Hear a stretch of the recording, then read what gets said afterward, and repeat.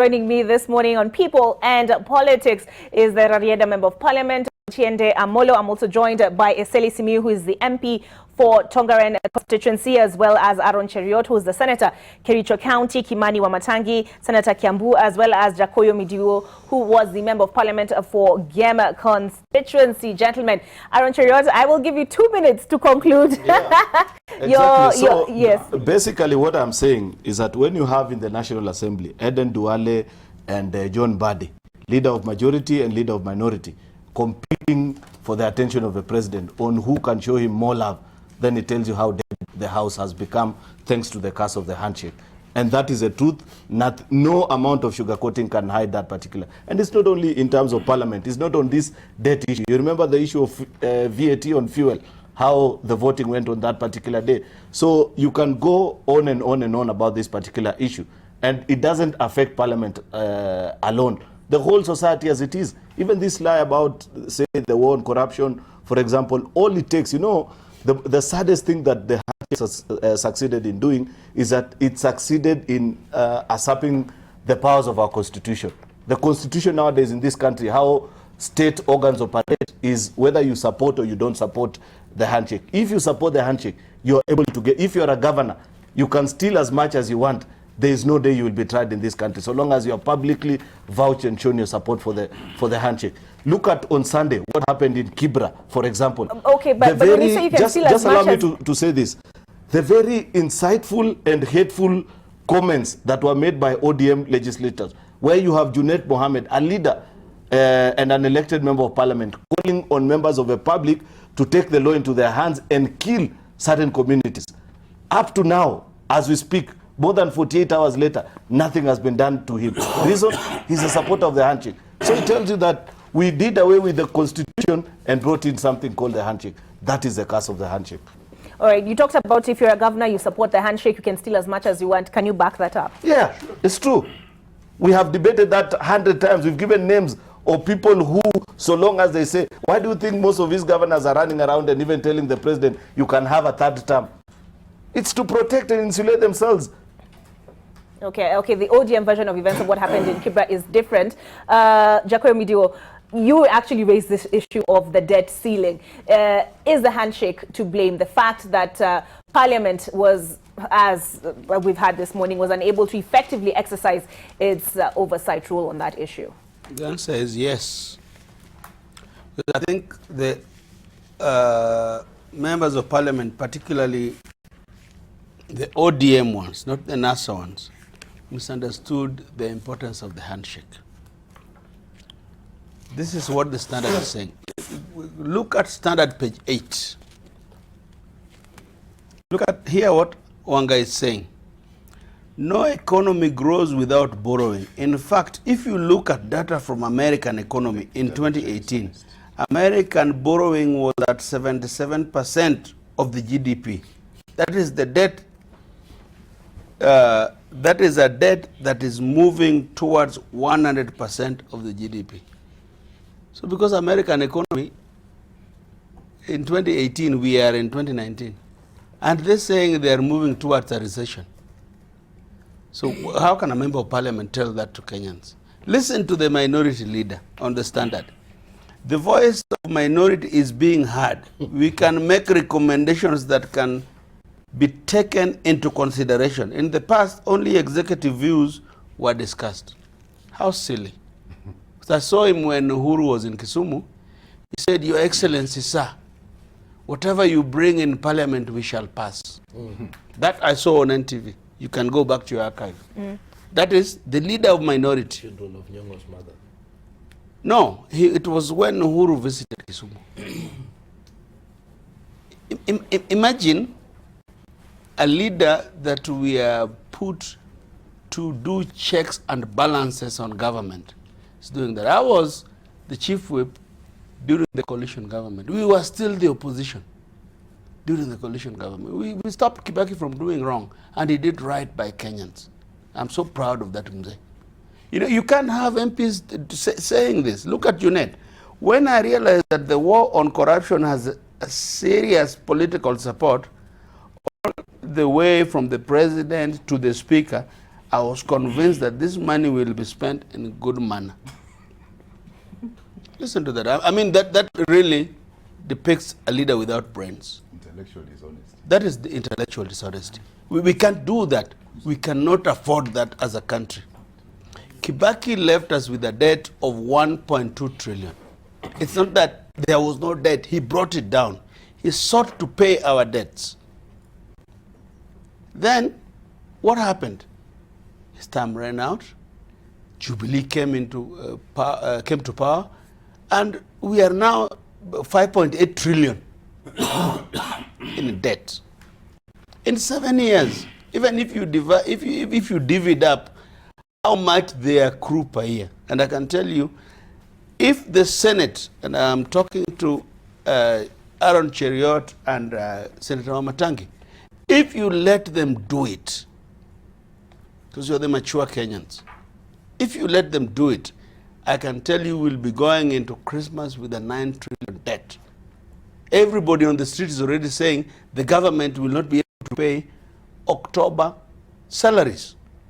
Please, Your Excellency, instead of borrowing, downsize government. That is how you do it. Let us institute austerity measures.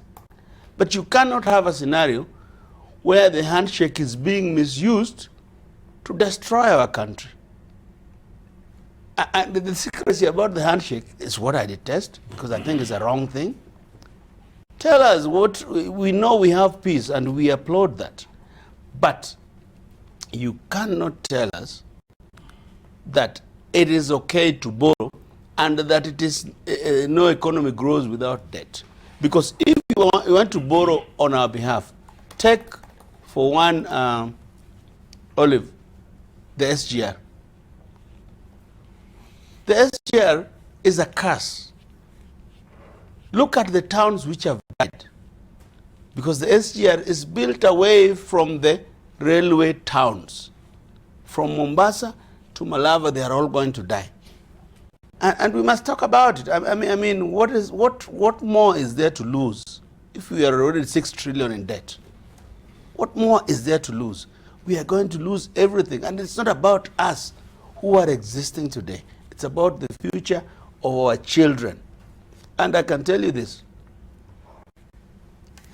I had an argument on NTV yesterday morning by one, the MP for Alice Wahome?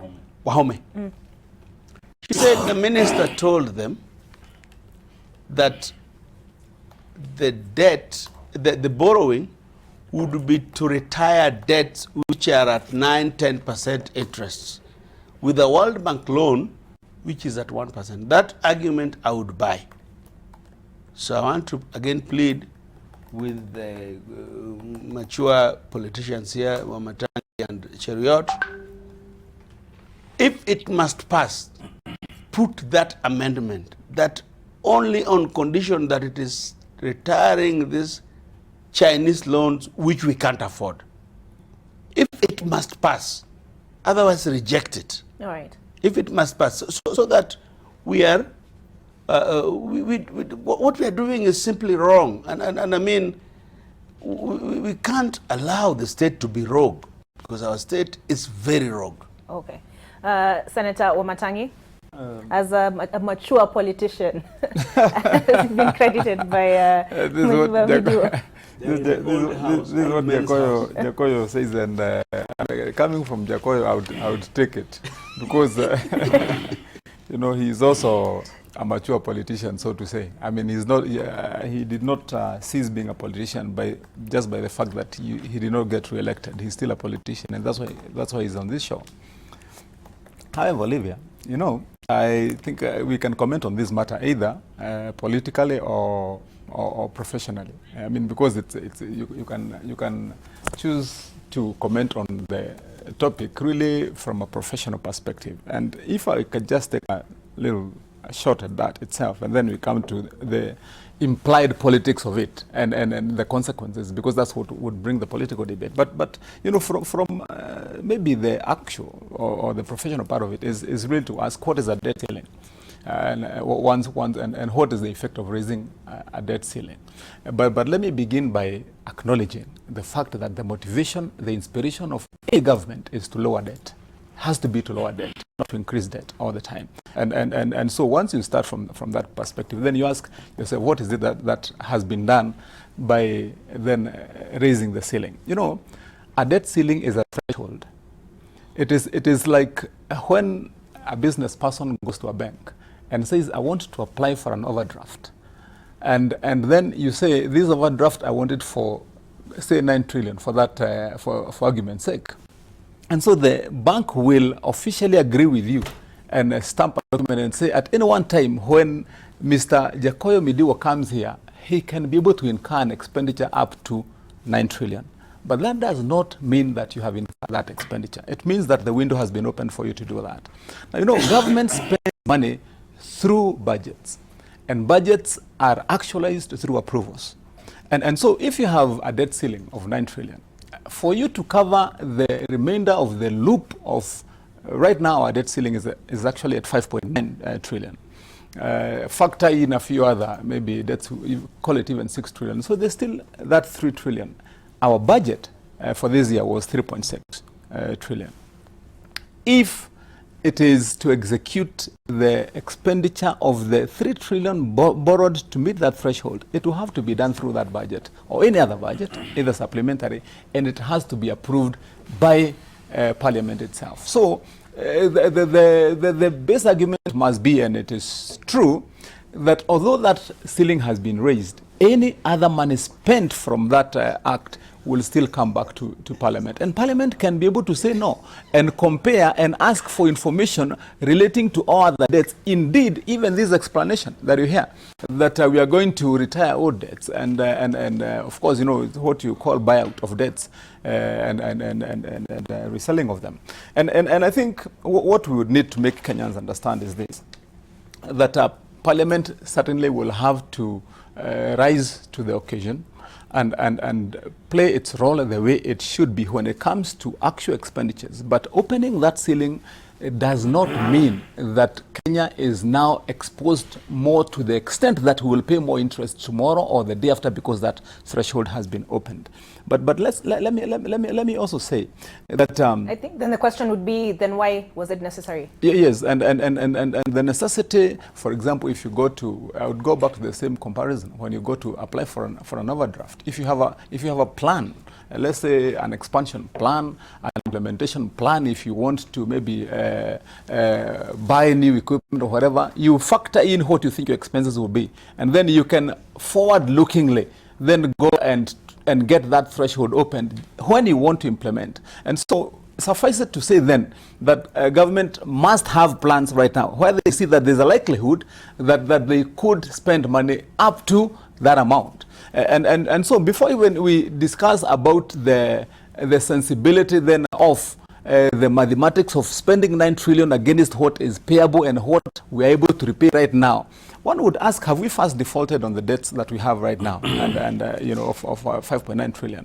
Because if that arises from a default that we have paid, and so we are trying to secure this quickly so that we can cover ourselves, not go beyond the red line, then we will be in danger. However, I want to restore the discussion by saying that the responsibility must be taken back by Parliament. That opening that threshold now calls Parliament more to accountability and responsibility, that when now the actual expenditures come, or that you are told now this time we want to increase another 1 trillion, you have to question that 1 trillion and see, is it feasible against what already we owe and how much we are able to repay, because those arguments must be made. And the best way, because we have 2 committees of finance and budget in both houses. When these matters come, for example, the cabinet secretary should be invited to both houses. For example, indeed there exists even provisions where we could even have a joint sitting of even those committees, if that comes to it, and he should come there and make explanations and justify. And it is only at that time then you can make the argument of but if he comes and he makes all the explanations in the world, but then and I'd like to come to the Rarieda Member of Parliament, your party leader tells you regardless, approve it, would you stand up? party leader? Well, you know, Okay, 2 minutes. You denied Okay, me 2 minutes, and then the political part of it. 2 minutes. But I can allow Otiende Amolo to take on it. You know, but precisely what you're saying is what I wanted to finalize my discussion on. It is now when you blend the politics into it, such that you lose the approach and considerations which are, you know, are meritorious. That if this doesn't work mathematically, if what you're paying out is above what you're getting in, I mean, your outflows are above your inflows in revenue, then you cannot incur that debt. That's common sense in economics or any mathematics that you do.